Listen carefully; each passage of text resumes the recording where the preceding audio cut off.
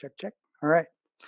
Well, thank you for honoring me, coming back again to hear something, something part two.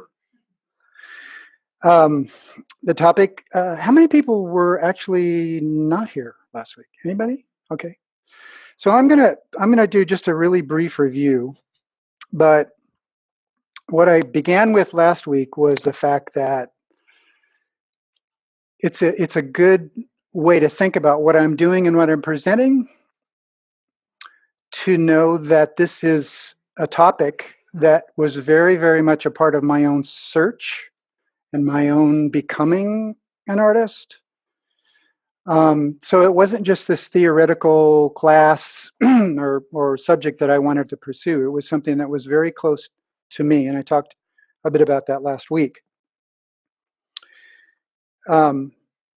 So this is about what it's my response, played out and researched over time, 20 years really, of pondering and thinking and trying to put it together, about what art is and how it attaches to our core basic humanity. So tonight, I'm going to be continuing to talk about questions that emerged over that period of time that arose on my own path to trying to mature as an artist and understand what I was doing, and also to understand it from a spiritual perspective. Last week, I spent some time on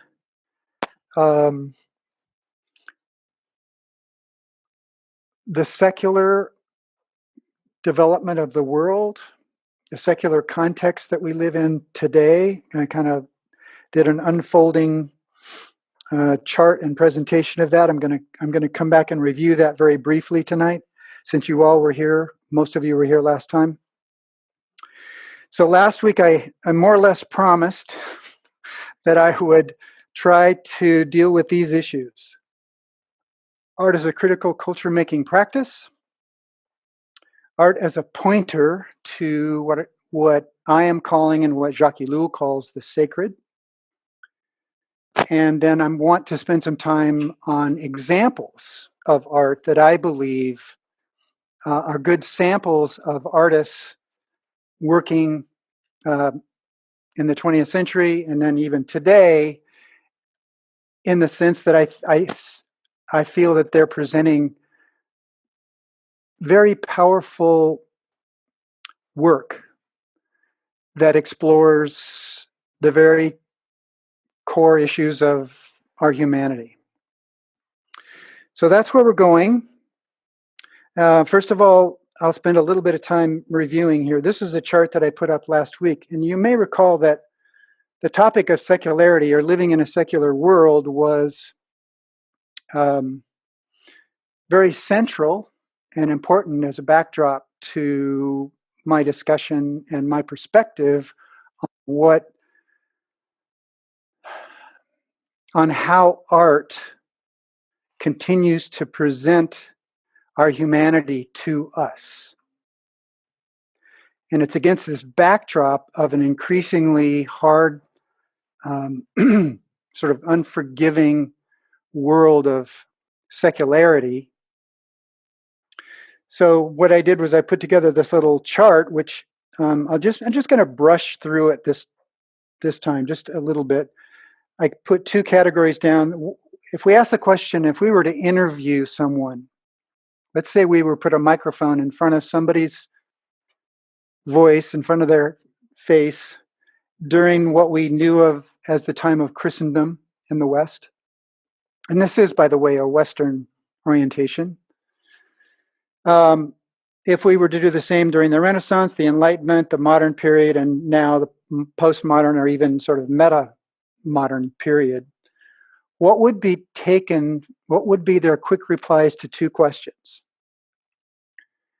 What is the most real thing that exists? And two, how do we know? How do we know truth? So in answer to those questions, if we were to interview the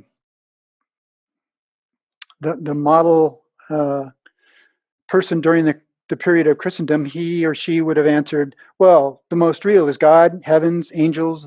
These are unseen, but they're the most real. They transcend this material world, but they're very real. In fact, they're more real than we are, in a sense. And then the question of truth, the answer would have been, well, God gives us the truth. God is the source of truth. The church delivers the truth. The Bible and Revelation is our real source of truth. That's our ultimate truth. If we asked that question during the Renaissance period, we'd have got largely the same answers from a person, this Renaissance person on the street, with a slight hedging. During the Renaissance period, some new developments occurred. God, heavens, the angels, and the unseen world is still the most real. It transcends and is above us, but it's more real than we are in the material world. But we have revelation, and Renaissance humanism has developed and given resurgent energy to things like Greek philosophy that they rediscovered, and philosophy and science. So what we have here is the early seeds of what became known as the Age of Reason. So man's reason became an authority for truth. Now we have two sources of truth. If we move to the Enlightenment period, things shift. Here we have sort of a tip of the hat among critical thinkers, philosophers, and cultural leaders. Yes, God is still there, but we're also beginning to see the idea, as in deism, that nature's God, that God reveals and is present and maybe even is nature. So again, the most real is shifting, as you can see.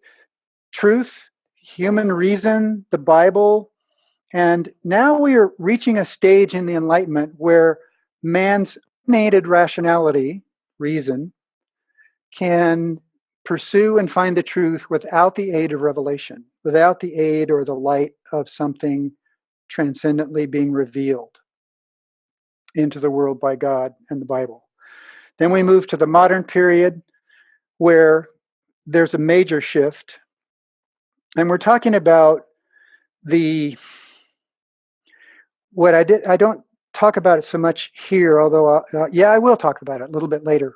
The social imaginary of a period. What is the atmosphere, the canopy of reality that everybody is living under and in? Charles Taylor and other people have called that the social imaginary. It's what seems true, what seems plausible, what appears to be real to the social and cultural fabric of the time. From that, we also draw, I talk a little bit about, I don't know if I'll do it tonight, about what I call an aesthetic climate. That is, embedded in the social imaginary is this section or this part of what we think of what aesthetics or what beauty is, or what that branch of philosophy that has to do with art. That is determined by the social imaginary. It's a part of the social imaginary. So again, here in the modern period, reason and science, the empirical investigation of reality through man's unaided reason, results in what's really true. The question of revelation, the question of transcendence, the question of the Bible, of religion in general, or spirituality, or ghosts and goblins, not so much. They're considered unnecessary, superstitious beliefs that have hung around in our Western culture. And then we get to the postmodern period where Charles Taylor talks about, or in some ways we could talk about this as the meta-modern period. That is, we've moved beyond modernism, but we've almost moved beyond postmodernism, because that's a topic all unto itself, about what the features of classical postmodernism from about 1970 to about 7 or 8 years ago. But what's happened essentially are two things, and I'll just conclude with these 2 points. First of all, truth and reality is material, empirical, matter, energy is reality.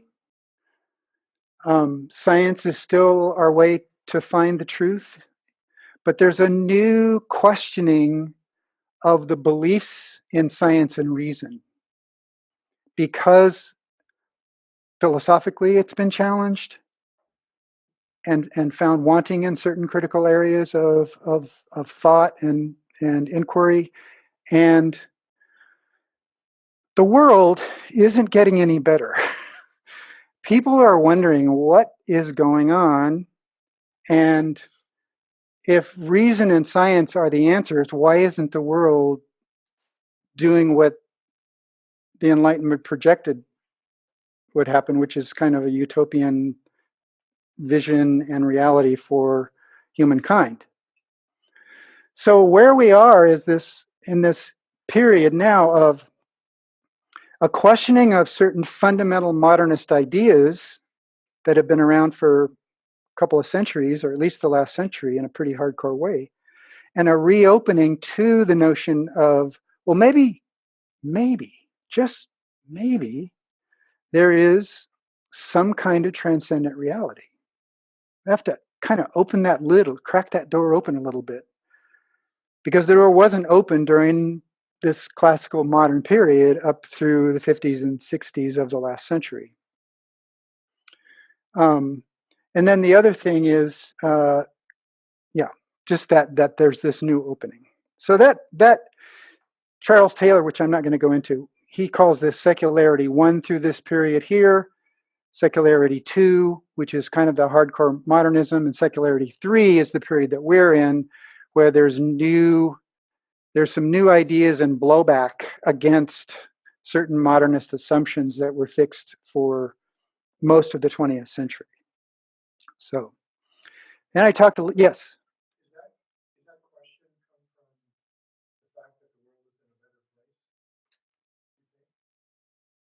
No, I don't. I think it's because it's in a worse place in people. Part of the factor is that it's in a worse place. Yeah, I mean, the science is still working. Hardcore science still works. We're still able to, put people on the moon and that kind of stuff. And technology is advancing at a pace now that's actually quite frightening, with AI and stuff like that. Yeah. You mean the transcendent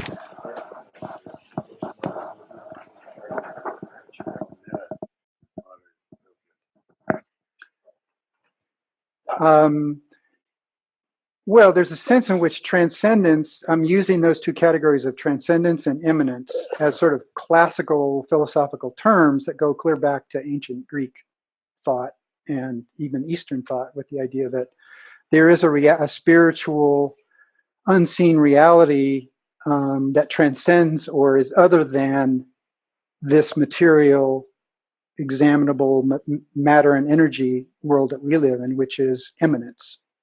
So the difference between transcendence and immanence, yeah. But doesn't postmodernism reject transcendence? Aren't they just looking at a variety of narratives?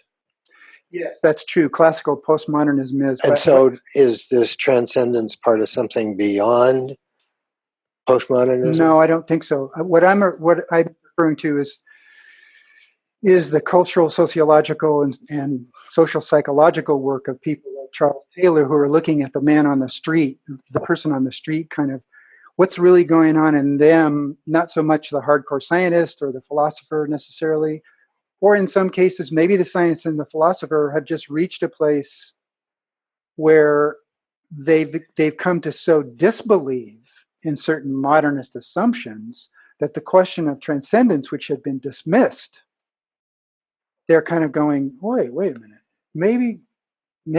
Is that part of postmodernism or separate? There's a flavor of postmodernism in there, not hardcore philosophical French continental philosophical thought. So is postmodern. transcendence just another narrative? Transcendence could be part of an emerging narrative. It could be included in an emerging narrative. But it's just another narrative. Transcendence then is just another possible narrative. Yeah, and it doesn't necessarily, in our condition and in our world, stand alone. It's not superseding material reality. It simply is entering back into the picture for people. It's plausible that transcendence is a part of reality, that there's a reality that transcends this one. People are reopening that question.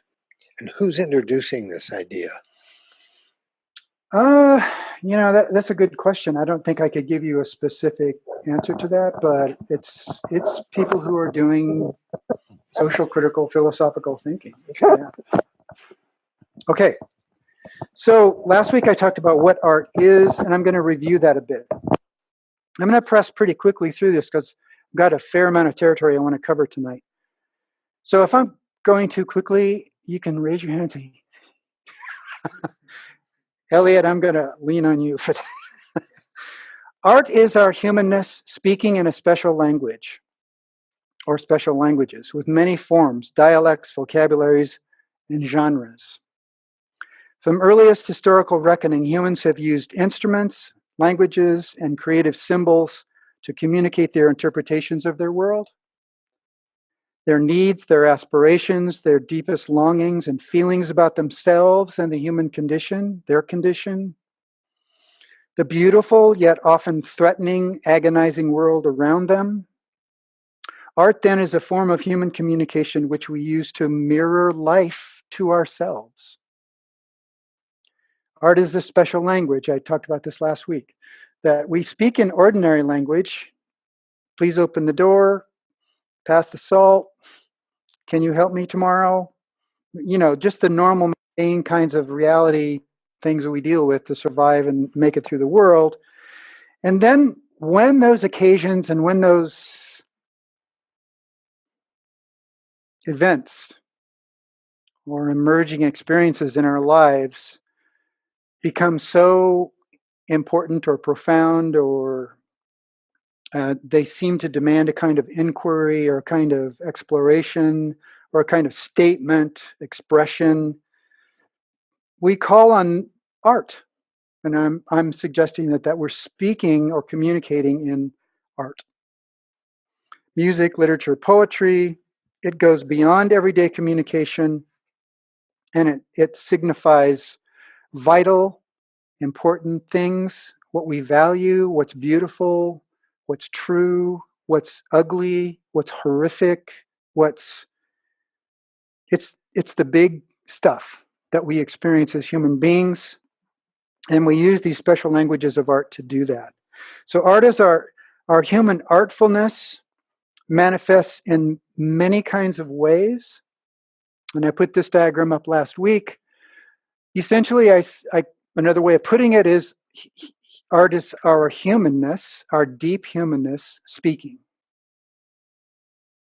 It's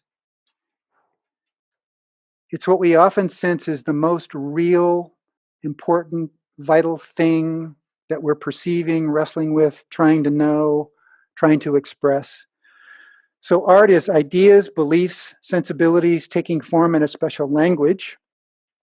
And I suggested last week that the thing that's so fascinating and important and powerful about art, again, in its many, many different forms, is that it's both can be incredibly perceptive and cognitive. It's such a very intellectual enterprise where the deepest, strongest elements of our mind and reason and rationality are being called on to produce art. There's another component in this, the impassioned, the emotions, the affective side of our humanity, and the combination of those things that come out in these forms, the various kinds of forms that we're calling art, have this amazing amalgamation of these two realities in our lives. And then it takes these various forms. It can be high, or what we call high or fine art. It can be a political, social, critical critique, which I'm going to spend a little time giving an example tonight. Architecture, decoration, design, illustration, practical, pragmatic things. The pursuit of truth, an inner dialogue with ideas, others, and the self. The pursuit of transcendence and ultimacy. For some artists, the pursuit and the making of art becomes almost and literally a religious practice. It becomes a spiritual practice. And they find meaning and a sense of identity and a sense of the freedom to explore reality, truth in themselves in almost with a kind of religious and spiritual intensity. It's also a pursuit of beauty, order, and pleasure. And if we talk through the lenses of cultural anthropology, we think about it as it's just a normal cultural practice, like being a doctor, a physician, an engineer, a scientist, an artist. Art contains, it is meaning embodied in something. And it is often an analogy to reality. That is to say, when you look at this or hear this or see this dance, you realize that it's calling forth reflection on the real world. It's an analogy to the real world. And that's why oftentimes it is so powerful, because it says things about the world that aren't being said in ordinary language. So poetry, great literature, visual art, film, cinema today, all these things have this capability and this power, and we talk about them as art.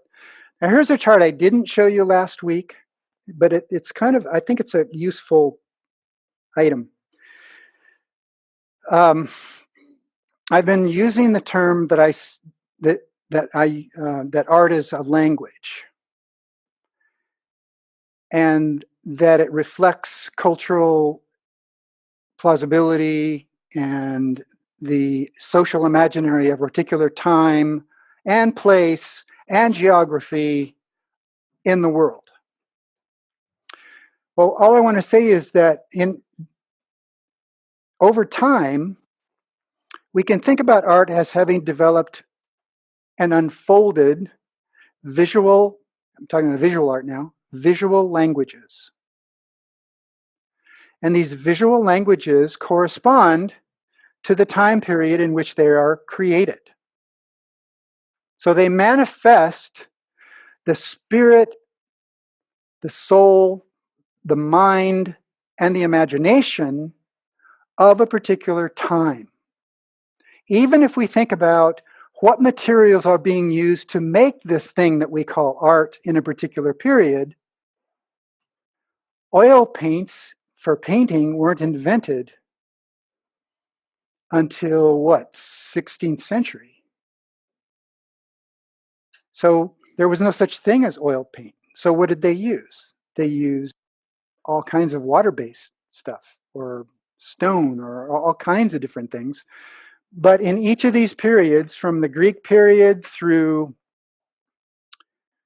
the medieval period, Renaissance, Baroque, in these images, which you can't see very well because they're pretty teeny.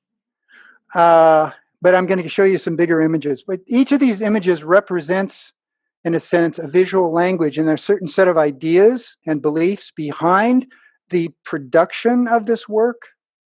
So that if we ask the question, and I think this is a great question, next time you go to a gallery or a museum and you stand in front of a piece of art, ask this question: what drove this into existence? What were the forces, the ideas, the energies, the sensibilities that came through this human being that made this? So visual languages change, and I'm going to talk about that a little bit further down the road, but I want to insert that. So here's a few examples of the changing of visual languages. Here we have the famous Chinese horse from the caves of Lascaux in France, 15,000 BC. And of course, we talked about the fact they didn't think about this as art. But it's definitely mark making, image making, and gets classified in our historical art texts because of its visuality and because it was a cultural making that explored exactly how I'm defining what I think art is. That is, it was a language they used to produce something that was vital and important to their survival. So the Greek period, marble and bronze and different modes of material. Then the medieval illumination, these small books, especially in the North, where the Bible and other religious texts were illuminated and illustrated. Then we get to the Romantic period with this famous Caspar David Friedrich's painting. Oh, wow, that's wrong. Got that wrong. Can you tell that I was copying and pasting? Shortcut didn't work this time. So this is the Romantic period, about 1790 to 1830, somewhere in there. The very famous Caspar David Friedrich's painting of the Wayfarer above the mists. And then, of course, we go through realism, which is a reaction to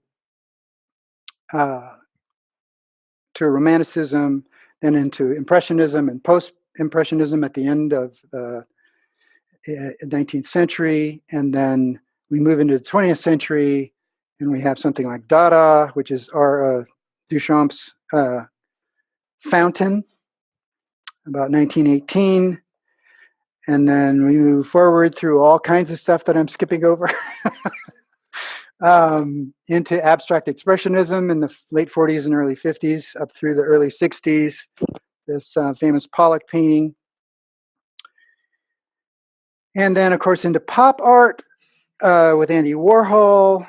And then we move into the late sort of classified as postmodern or new genre, whole set of different aesthetical ideas generate a whole different approach to making art and what art is. That's a huge topic. But my point in showing you all these things is that these visual languages have changed over time. And each visual language reflects, I would say unerringly, the spirit of an age, the ideas of an age, the aesthetic notions, and what's permissible and plausible in that period. It also reflects the materials that are available to make the art with.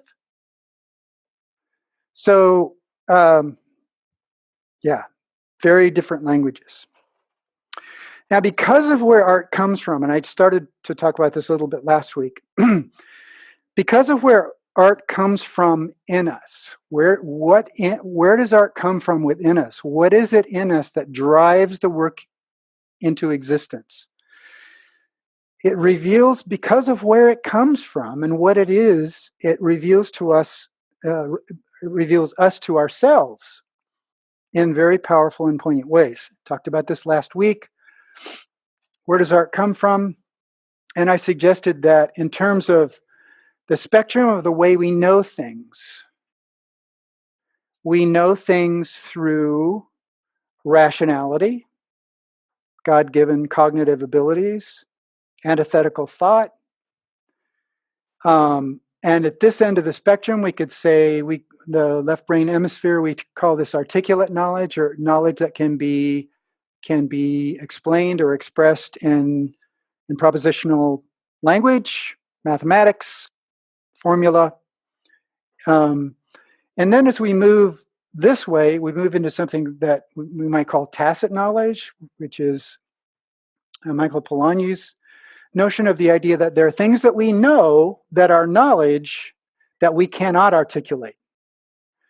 Like you can't articulate and explain to someone who's never seen a bicycle or rode a bicycle, you cannot write a treatise, hand it to that person, and have them immediately know how to jump on that bicycle. In other words, there's a whole set of tacit experiences and knowledge along with a lot of things in life, most things in life, that are known through experience but not articulated. They're lying at a different level of our knowledge in us. And then the last one here on the right, which moves over to the right brain hemisphere, I'm suggesting, is this sense of, I don't have a better word, awareness. We're in this room. You're, I think, listening to me. But you are experiencing things in this room that are just on the edges of your awareness. So you're knowing them. And I mean, that's what I'm getting at. It's a very intuitive, ambient kind of sensibility and knowledge. And this full spectrum is where art comes from. So, and a lot of art emerges from here. It gets checked out by reason when we get down to the formal qualities of something, but a lot of art is simply generated from the gut. It comes from the intuition, from sensibilities and emotions and psychological issues, and it's welded and melded with idea formulation. So we create things, and then we step back and we examine for example, the notions of formal composition. But oftentimes those things are sort of secondary to the impulse to create something at the beginning. So there's this whole play of energy happening that's intuitive and again, I'm stretching for words here, ambient sensibilities within us, and then we bring our intellectual abilities and focus to those things in terms of the dictates of good historical composition and the traditions of composition. So last week I also mentioned art as a pointer to the sacred, and I want to explore this a little bit more this week. And what I mean by that is, and I explained this last week, there is a sense in which on the outer limits of human experience, there are orders, limits, and boundaries within which humanness is possible, and beyond these, there can only be trouble. Now that's a really vague general statement. I realize that, and we could talk about that, what that means. But the basic idea is that for livable human conditions and livable human individual personal existence, there are boundaries outside of which the humanity, it breaks down, decays, and destructs. That's the point. On the other side, we have this inner foundation of our humanity, or what's human. There is, in a spiritual sense, a place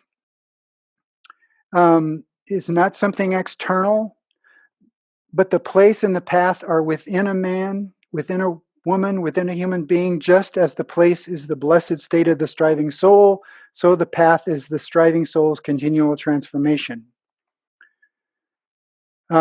The idea being that somewhere between these two things, between this inner reality, which in the end, I think I'm going to talk about being sacred, and the outer limits of our humanity, somewhere in our humanity, and I think the biblical idea would be that human beings are made in the image of God, or imago Dei, and that these included in the idea of the image of God, identity, meaning, belonging, a sense of a need for these things. That is, these are thirsts and needs that are driven by realities in the human person.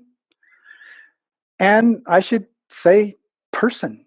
The idea that you are a person and not something else. You're not just, you don't just have animal attributes or physical animal attributes. You are person. And in the biblical sense, you reflect the person of God, personhood.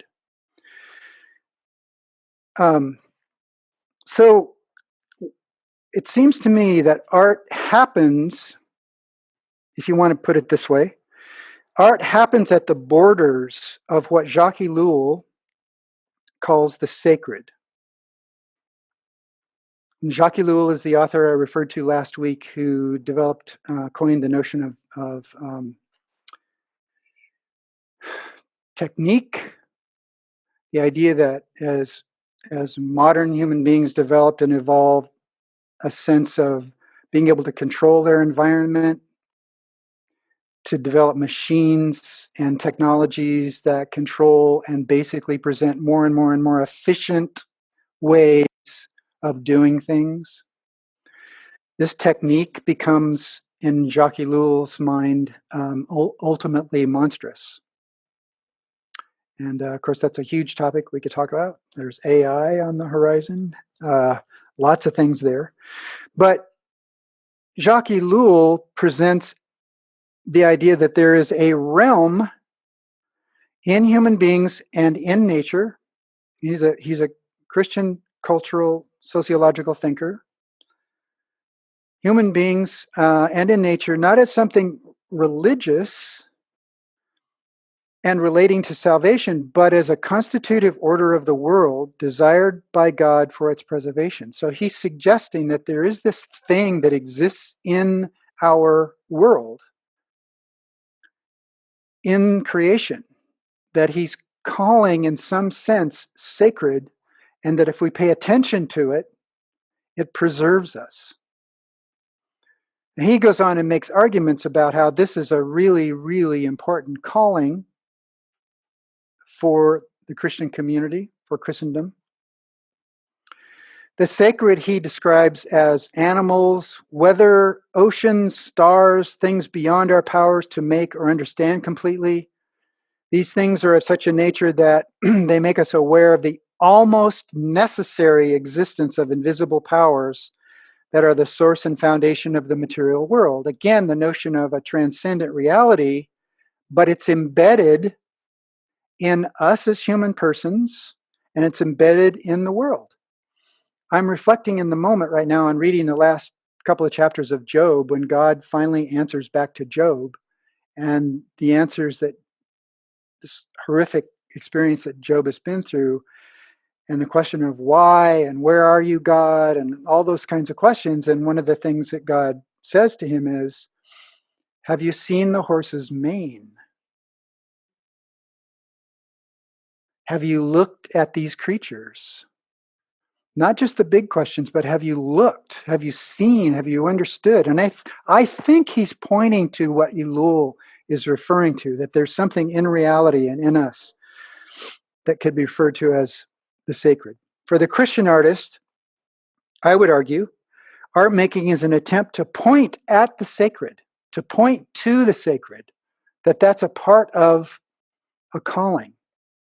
Now, how we go about doing that is a completely open, personal, individual question. Ellul calls us to find ways or languages that speak into the world while avoiding and subverting what he's called technique, this control, this dehumanizing force, depersonalizing force, the creation of mass efficiencies that control society, culture, and individual persons. And I'll talk more about that in just a moment. So art is a critical culture-making practice. Finally, we're getting to this. Okay, so here's where the sociologist in me comes out, because most of my work in thinking about what art is comes through the lenses of cultural anthropology and sociology as I think about just normal human phenomena.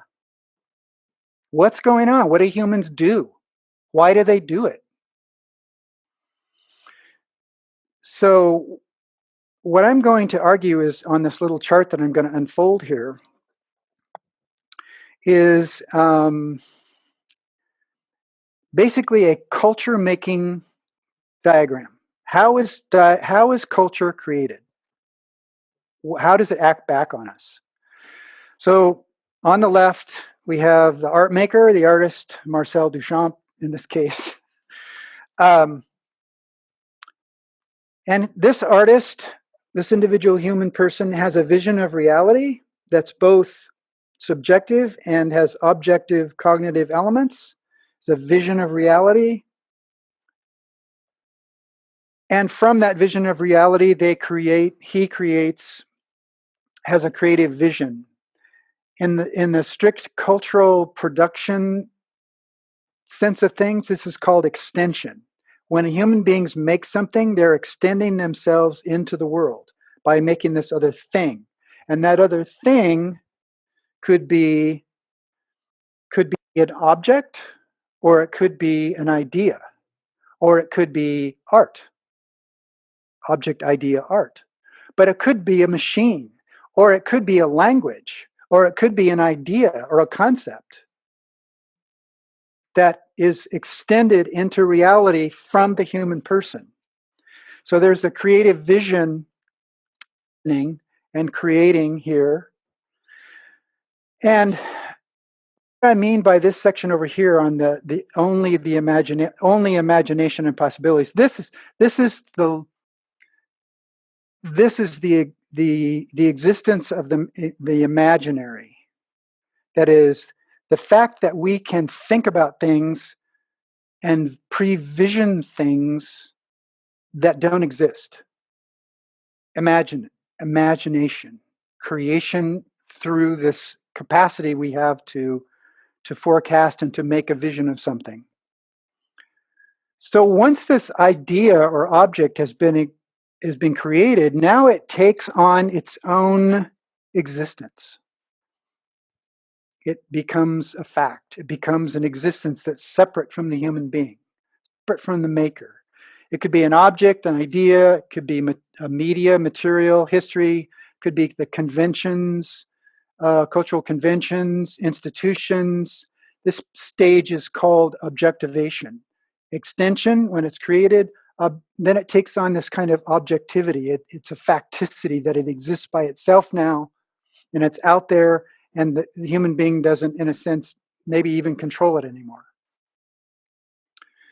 When this takes on this objective nature, this objective facticity, it creates what I'm calling a frame of possibilities. It creates its own plausibility structure.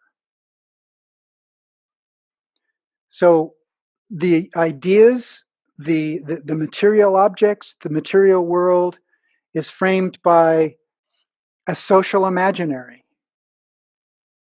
the frame of possibilities, the social imaginary that's constitutive of a whole era or a whole group of people at a particular time in history.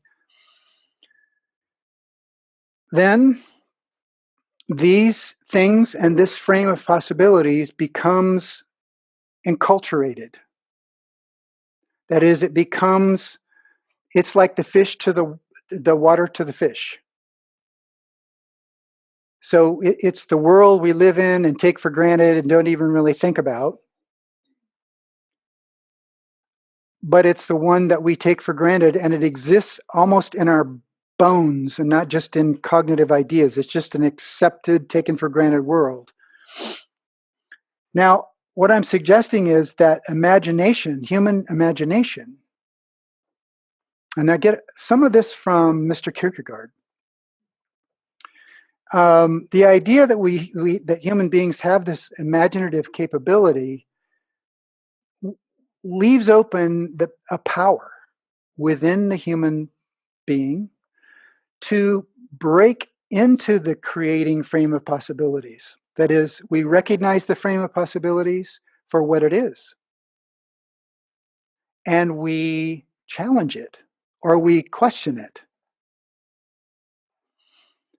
And this process of enculturation, in the end, the last step in this enculturation step is some of it acts back on us in a known way. We know the machines that we've made. We know the things we've made. We know how they influence us, or we know most of how they influence us. But there's a lot of taken for granted or hidden influence that we don't think about. A really simple illustration of this, in a way, is the proverbial garage door opener. In suburbia, there are neighborhoods and neighborhoods and neighborhoods and don't, live on the same cul-de-sac. They don't know each other. Why not? Because of the garage door opener. You open the garage door when you come home for work. It closes behind you. That's it. So, the machines that we make have these effects that we accept, but we don't really question, or we don't really bring in front of us in a way that we examine how they affect us. What I'm suggesting is that art, new ideas, new things, and art, these languages can actually, through the powers of human imagination and thought, come back to question these things. So here are a few examples that I've selected, a few examples of how I think art. Let me just stop right there for a minute.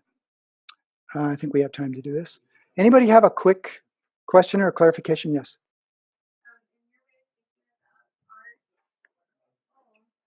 It's all right. In your way of thinking about art, would something like a machine be art? Could be. Yeah. The reason I would say that is because the aesthetic climate that we live in today, from about mid-1970s forward to now, the aesthetic taken for granted, or, there's all kinds of aesthetics. They're very conservative aesthetics, so I would answer that in no way. My personal take is that, it depends on what's driving it. Does it have the attributes of intention and vitality? Is it concerned with not just the message, but the formal character and qualities of what's going on? I'm going to show you some examples that I think will demonstrate what I'm talking about. But my answer in general is, it kind of depends on what the motive, what's driving it, as to what, especially today, because that question would have been answered absolutely negatively 100 years ago, but not so today. And that's a whole different. One more quick question I have is, how much do you think the ease of access to artistic materials and how how much there is and has driven kind of our art movements today? Like, anybody can get their hands on good quality art material. Yeah, for sure. I think the availability of materials, and especially the fact that there's a lot of marketing and advertising on the web, especially now in the internet. One of the things that's actually diminished in the public schools is access to art making and the cost of materials and things like that. So a lot of kids, where I grew up in the 50s and 60s, and I had an amazing art experience in school. But that's definitely not the case. In some schools, better than others, but a lot of times it's money and materials. So, but in general, I'd just say a sweeping general statement would be that, I think the availability and consciousness of all kinds of art materials, paint, crayons, clay form, I think it has an effect on opening the door for children, for example. There's Chris. Okay, so here are my few accepted examples. I think you know this fellow. His name is Vincent van Gogh. I want to read you something I wrote to a video. Actually, it was a slides. About 20 years ago, I wrote this and had a little slide presentation that went with it. And so I'm going to read what I wrote about this, because he was very influential in and still is in my life. Vincent was born in Holland. He had both brothers and sisters. He was the oldest. He was closest to his younger brother, Theo.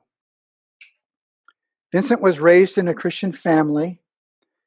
His father was an evangelical pastor. He was not a troubled child, but very different nonetheless.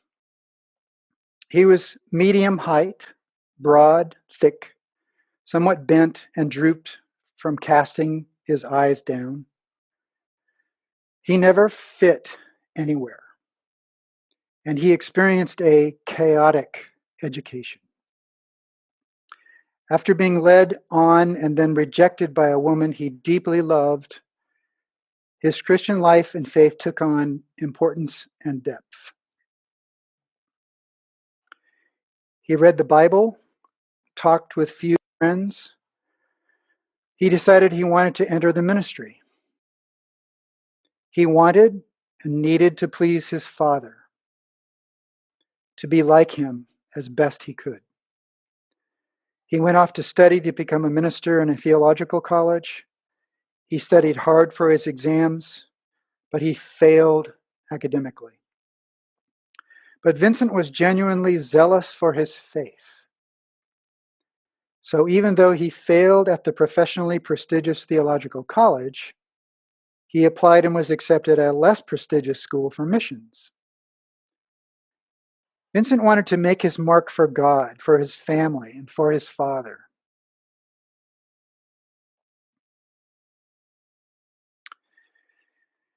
He did not do well in school.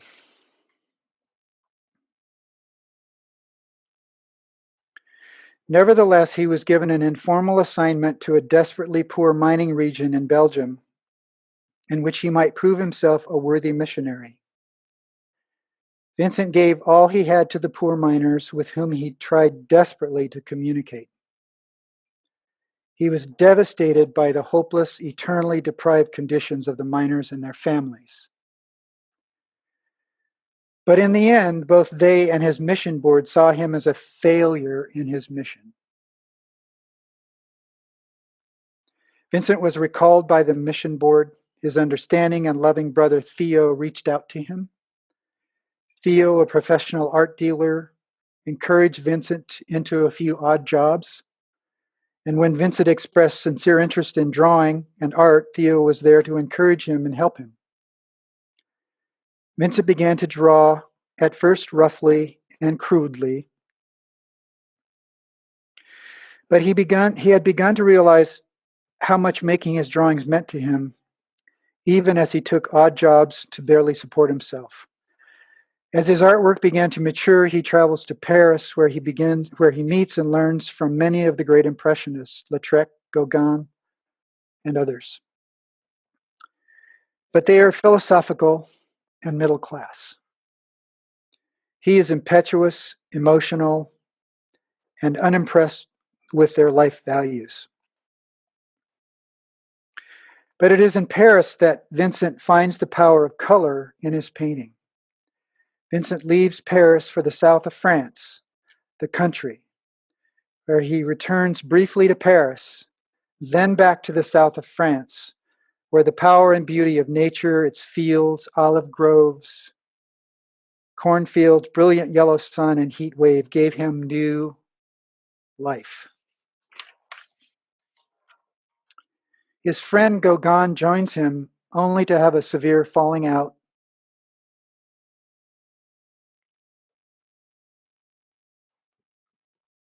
And the outcome of which leads Vincent into a fit of rage in which he cuts off his own ear. He begins to fall prey to madness and is committed to an asylum. All the while, his beloved brother Theo sent him enough money to buy meager supplies of food and materials and to keep painting. Vincent's despair, loneliness, and madness deepen. He hates the burden he has become to his brother and his family. He cannot continue on any longer, and he shoots himself in the stomach. Vincent dies a few days later from the wound, And Theo, his beloved brother, dies a mere 6 months later. Theo never recovered from the grief of losing Vincent. Theo and Vincent sold only one of Vincent's paintings during their short lives.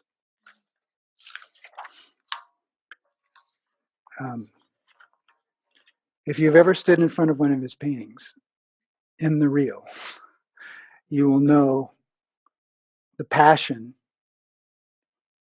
the deep humanity that came out of this man, even as we look at what on the surface would appear to be a complete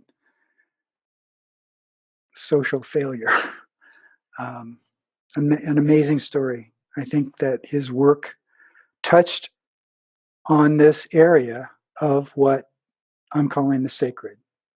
That is, there's something attached to our deepness. A second example is Georges Rouault, in French, later than the post-impressionists, lived from 1871 to 1958. I won't have time to say a lot about these artists, but Georges Rouault was a devoted and devout Catholic, and he was trained as a stained glass maker. So his work reflects these panels and these dark edges where the lead would have been in his early training. And yet he captures something in his work that is really, really profound and moving. This is a self-portrait of him as a clown. I don't know how many of you are familiar with Georges Rouault's work, but he painted clowns and street people and prostitutes and judges and those who are in power. And he painted religious paintings.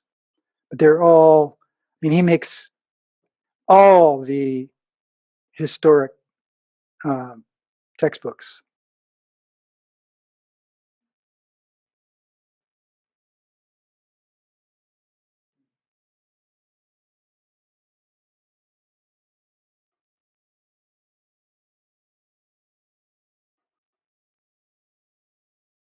This one's of the judges. So he had a real eye for falseness and those who had privilege and power and who didn't realize that they did and had no humility about it. And I love this painting. This is titled The Old King. And I didn't reread about it, but I know that it's essentially the visage of someone like Solomon, and might reference the New Testament narrative, gospel narrative reference from Jesus saying, Solomon in all his glory was not clothed like one of these flowers. And what is he holding? A flower. You see in his humanity, and you see in his human figuration, this gravity, this weight, the gravity of the world, of the gravity of the human condition that is just really, really powerful and poignant. So I'm going to show you some images of this South American artist, Doris Salcido. She's a practicing artist right now, whose work I think powerfully addresses a portion of the same issues. A lot of her work is about mourning the loss from political violence and those who are silenced and those who are the poor who are silenced and those who disappeared. And she's documenting the reality of these things in the world, but she's doing it in this new language, in languages that have emerged since the 70s. Installation. So this piece is is actually untitled, and it was installed between two buildings on the side and a building in the back in Istanbul. And it was 1,550 wooden chairs between these two buildings that memorialized and recalled the loss of hundreds of thousands of Greeks and Armenians during World War I and after in Turkey.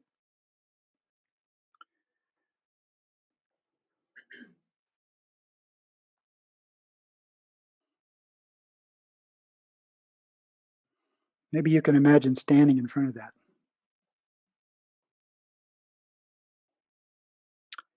Here's another one. November. She's Colombian, and this documents another event where those politically oppressed, tortured, buried, and lost and forgotten are enumerated and memorialized in this building. It starts, there's a progression to it, as you can see, over a period of time.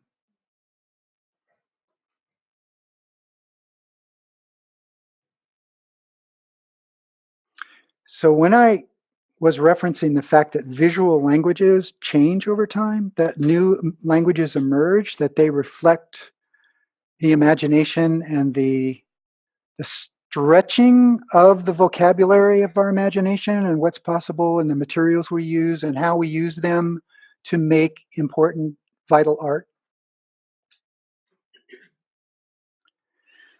This is also by Doris Salcido, and it is one of her more recent works, A Flor de Piel. The title meaning to flower of skin. And this memorializes a nurse in Colombia who was kidnapped, tortured, and killed, and they never found her body. And this is a fabric, if you will, a large fabric on the floor made from individual rose petals that are by hand sewn together. And again, the imagery, the photos I'm showing you have no way can they get close to what you would feel if you were standing in the presence of this thing.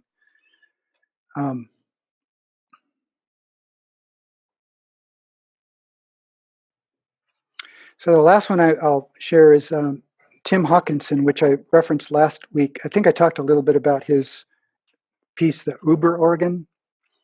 And this was installed. I actually had the chance to get to know Tim a little bit and stayed at his house a couple of nights through sheer accident. I met his wife, who is an artist who teaches at UCLA. And she introduced me to her husband. And I'll not forget the time we went into the studio. Did I tell you this story? We had this little, he did have at the time, he and his wife shared the studio space. And it was quite small considering the kind of stuff that he does. But he and his wife and I were talking in one room, and she said, "Would you like to meet Tim?" And we went through this doorway, and it's this other tiny little space. Tim came through, and just this kind of slight, almost mousy, very humble guy. In this room filled with bric-a-brac and stuff that just like a collectors of stuff. And so we started chatting, and he said, "I'll take you through and show you a few things." So we walked into this adjacent room, and on the floor, as we were walking by, on the floor was a pile probably about 8 or 9 feet of, looked like dirty laundry. It was about this high off the floor, pants and shirts and socks and, and the like. And then there were these tubes coming out of the middle of this pile of clothing. Does that remind you of somebody's room? Is that where we were? Anyway, so we're walking by this, and these little tubes are coming out of this thing, and there's this little machine. It's a machine, and he's made it, funky. What's the word? There's a term that you use for funky handmade closet kind of stuff. I can't remember it right now. Yeah, something like that. Anyway, so there's this machine over there. I'm kind of walking by it. All of a sudden I look over, and all the buttons on all the pieces of clothing are following me. Like their little eyes following me. They're twisting they're rotating, and they're on the clothes. The buttons on the clothes are literally following me as if they were eyes watching me walk by. Tim is an amazing, he is a Christian man, and he and his wife are deeply devoted to their faith. This is Uber Oregon, which again filled the Massachusetts MoMA, the building that was about 1 floor of a warehouse they converted, and it was about almost the size of a football field. So it looked like that, and he filled it with these vinyl tubes and plastics, and you can see the pipes here, and here, and the organ that he fabricated. This player organ literally was like a player piano organ thing. And he literally, everything in there, he hand fabricated and made and constructed. Everything he does. And there's this scale to it. And I believe the piece that's playing on it is a Bach piece. There's another shot. Yes. Yes. Yes. Into the organ, making the noise, and then through all those tubes and keeping the inflated bags, those large bags, the pipes. He's got like a pipe organ, the pipes on. Well, that's like a player piano. They rotate, and it reads, the machine that he made reads those dots like a player piano. So I went to a retrospective of Tim's work, I don't know, maybe probably 10 years ago. It was at LA County Art Museum, LACMA. And it was an amazing show. And I was seeing these great things, and he makes all kinds of things that are stunning. I wish I had time to talk about and show you all the stuff. Maybe I'll do another talk on him alone. But this little piece is about this high. I walked around a corner, and I noticed there was this glass bulb on a shelf. And this little 2.5-inch bird skeleton was sitting on the shelf. And that is made from fingernail clippings.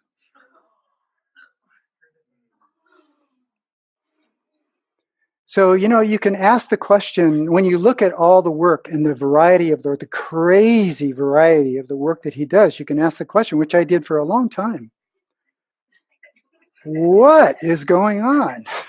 And in the end, the closest I've got so far is just that he's working in contemporary conventions and language, and he's half engineer,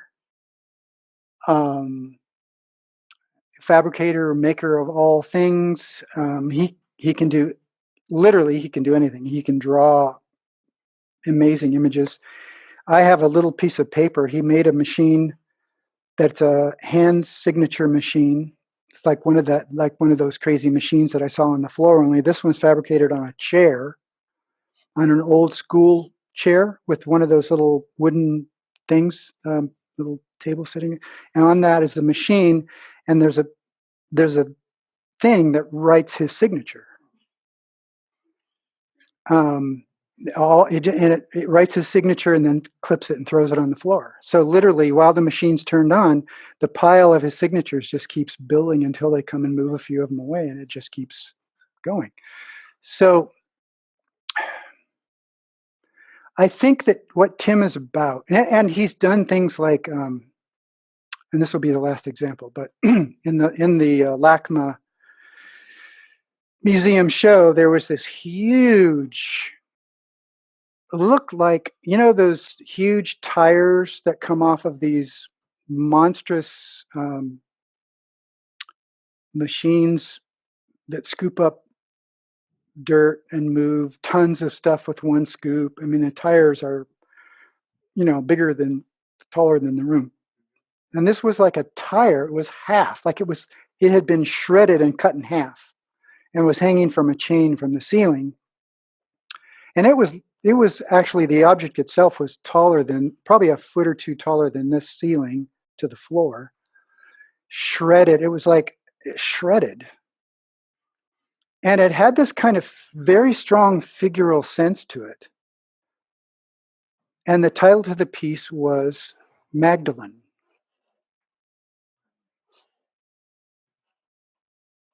And it was made from completely, every stitch was constructed from electrical tape, electrician's black tape. So he had literally fabricated this tire and then created it in such a way that it looked shredded and decayed, and so on and on. But so I think that Tim is exploring humanity, and at certain points even does things that would be considered religious approaching it. Gives you this kind of conceptual jarring and making you rethink what you're looking about or what you thought about this idea or this concept of this person or this biblical figure or something like that. Just amazing. And I think he's also manifest in exploring himself. I think he's finding out what he's capable of doing, and he's doing a kind of phenomenology of that. How do I work? What do I think? How do I feel? And it's coming out in this way that is a self-exploration as well.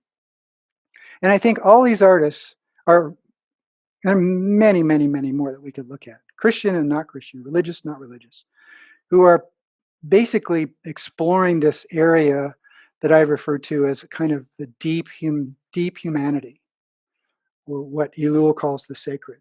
And I agree with him. I think that it's a God-created thing that exists in all of us. Okay, well, my last comment is art will not save the world, but it can point toward our created humanity and help us in the right direction, I think, because it's a powerful language. Okay, thank you. A few questions, few comments, anything? I made you sit for a while. Yes. So you just really briefly at the end there said that Christian and non-Christian alike artists are engaging with the sacred. Yes. How do you see that as something unique? What is unique to the Christian's examination of the sacred as opposed to the secular examination of the Just how sacred? they think about it. So it's just entirely individual. So how it creates into culture isn't necessarily. I think, Doris Selke was not Christian. She's doing this amazing work that is so poignant and so powerful and so speaks of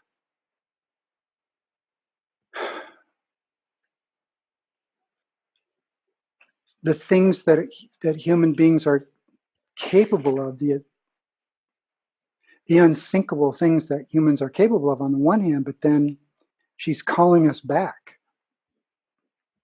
to think about that. Is that what you want? Is that what's real? Is that important? So would you, I'm not sure how to form my question. I don't think they would necessarily call it the sacred. Right, that's what I'm kind of getting at, Yeah. is would you say the idea that is discussed commonly in contemporary and in maybe more secular art of the muse has a similar engagement with the idea of the sacred? I mean, you kind of touched upon the ideas of nature, the things we engage with inspirationally surrounding us, as speaking toward the idea of the sacred. Is that kind of similar, that idea of the muse, the movement of the intuitive? Well, I think what we often refer to as the muse is a way to try to capture and give some sort of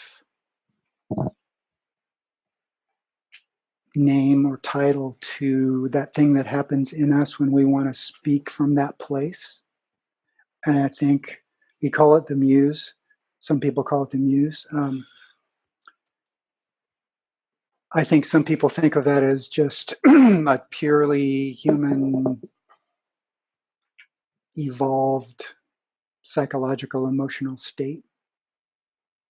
Whether they think it's actually something that visits them from external, who knows? Well, I think other people of different religious orientations might think of what we're calling in the present the muse as being a reality, but they don't use that language necessarily. And they also think of it as being a deeply spiritual thing.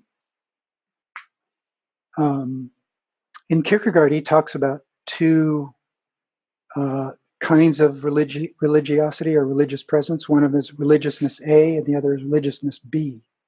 Religiousness A is definitely a step above and beyond and recognizing the transcending God of some kind, or God, presence and reality, and even need, in Kierkegaard, a need for a higher power, presence, whether it be named or recognized as Christian or biblical or not. And religiousness B is a step beyond that, where he's arguing that the step to the place where you see the uniqueness of Christ. So it's an embrace of Christ, which is in his thinking, it's a different form than the other religion. So it's almost, in general, maybe too general, it's like recognizing religious reality, but having different frames or orientations to what that means or what that is, in Kierkegaard in particular. So, but I think a lot of people today think about themselves as being very genuinely spiritual and very concerned about making art out of that place. So I don't know if that. Yeah, I think I'm still just trying to get at understanding how, as an example, you engage with something entirely non-Christian from a Christian or secular perspective, and you maybe personally engage with it on a very spiritual level, and therefore can recognize the artist's creation of such from a place of connected spirituality, whether they're going to use that language or not. Right. And I'm wondering if we can make a definition in art that takes that away, or if that's entirely existential to the individual, or if there is an artist who's creating work from their atheistic perspective and saying, this is not a spiritual engagement. I don't know if I'm asking this question right, but I'm just saying, is there a line in the sand, or is it like I just think all it art probably is going to boil down to the individual, really, in the end. I mean, an atheist, someone who says there is no God and I know there's no God, is going to be, could be producing work that is very much like some of the work I've shown you here. Right. But they're not thinking about the way a Christian would think about it, or even thinking about it necessarily the way a religious or spiritual person would be thinking about it. But the product, the actual thing that they've made, reflects that same place and that same thing that the religious person or the Christian looks at and says, well, that's what it is. And the atheist is saying, nah, that's not what it is. So it's really just language. It's really a disconnected language amongst different I guess, yeah. people groups. I guess, and yeah, I think so in some ways. And then are you saying that as Christians, if you were going to identify yourself as a Christian, your responsibility as an artist and as a Christian is to particularly pursue the specifics of that language? Or if, I mean, I guess I'm I don't think that I don't think there's my own personal view is that a Christian who takes their faith seriously will almost sort of automatically and inevitably want that to reflect in some way or other that core reality of their faith. What that can look like is a really open door. Yeah. Question up here.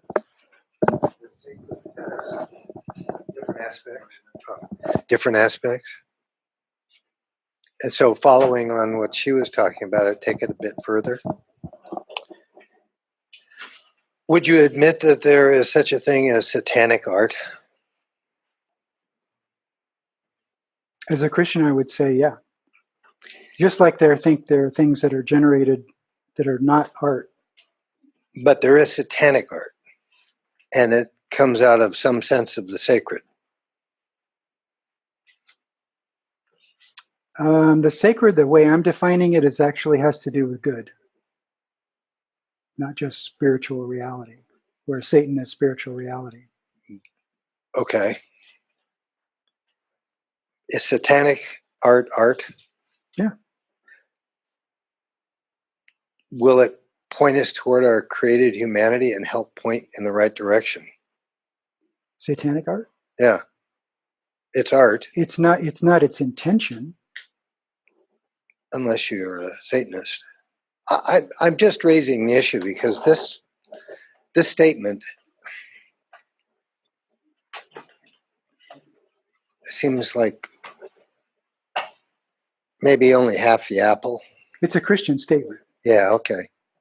So Christian art will not save the world, but it can point toward I don't think art will save the world either. Huh? That's a Christian perspective.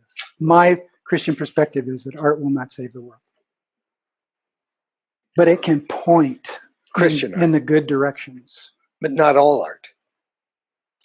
I don't think all art points in the right direction. Okay. All right. So you have to, okay. That was my question. Okay. Because it looks like you're saying art, unqualified, art points in the right direction. Yeah. Yeah. We're going to have to cut. It's going to have to be the last question. I don't actually have a question about the toe and octopus, but I guess I can include it in what I'm going to say.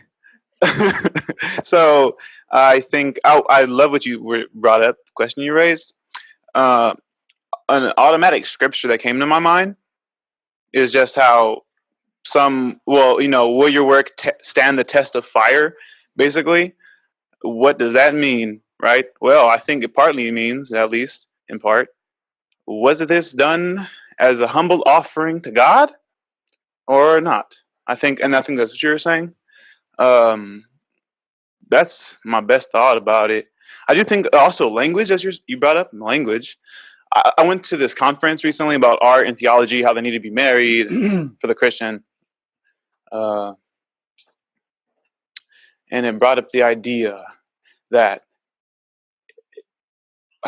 he mentioned, what was it? That how is your art reflecting the renewal of all things, right? That's like that's the ultimate in Christianity, the renewal of all things, new heavens, new earth.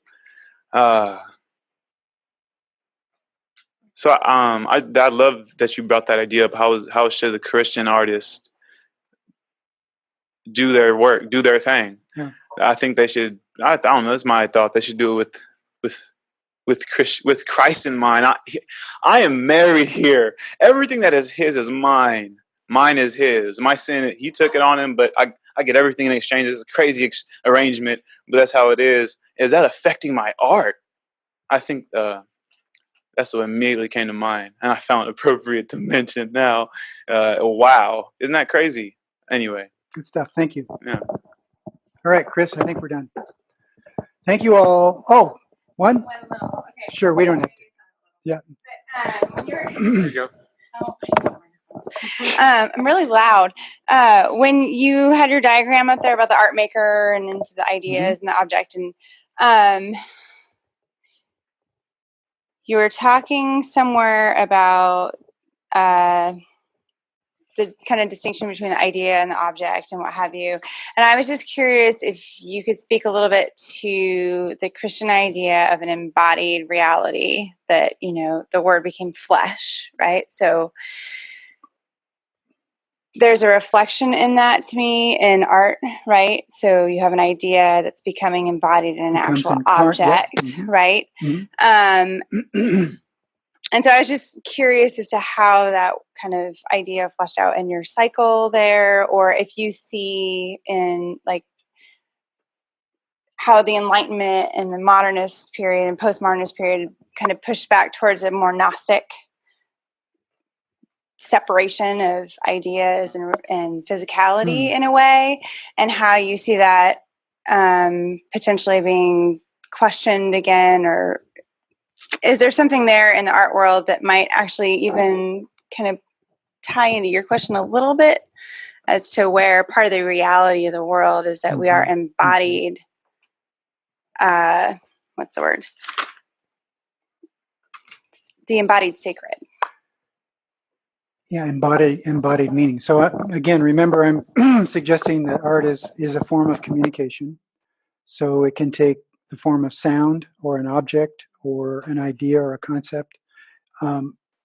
In aesthetics and practice today, a lot of art is very conceptual. I think that when we speak and make something, or when we speak and make a statement, we make a thing or an idea, it seems to me that it has the markings or fingerprints of the person who made it. That's inevitable. It's just what's going to happen. And when we ask the question, what drove the making of this? So we're asking a question that's that's a deep question and very personal, and could end up being very difficult in the end to sort out. But if what you're asking is it the case that when we create something, an idea, a thing, a piece of art, that is indeed an incarnation of something that comes from us, and maybe in some sort of analogous way to the way God incarnated in Christ? Yeah, I think so. And I don't know though that answers your question or gets at it, but okay. It's just it's an idea that's been playing around. Okay. The kind of like embodied reality versus the way we tend to think about things very cognitively. Yeah. Well, the things that we end up making, the art objects that we make, are often, their communicative power is not as often kind of mysterious and inarticulate. It's you stand in front of a piece and you're just kind of overwhelmed, or you're just kind of mesmerized by this thing. You don't even know why. That's how art works often. Its powers work. So that's an incarnated thing that's kind of mysterious and magical and powerful, and we don't even know exactly how that works. I think as a Christian that's tied to the Imago Dei, and then we, being made in his image, make things. It's inevitably going to be spoken and made from that imageness. Okay. Thank you all.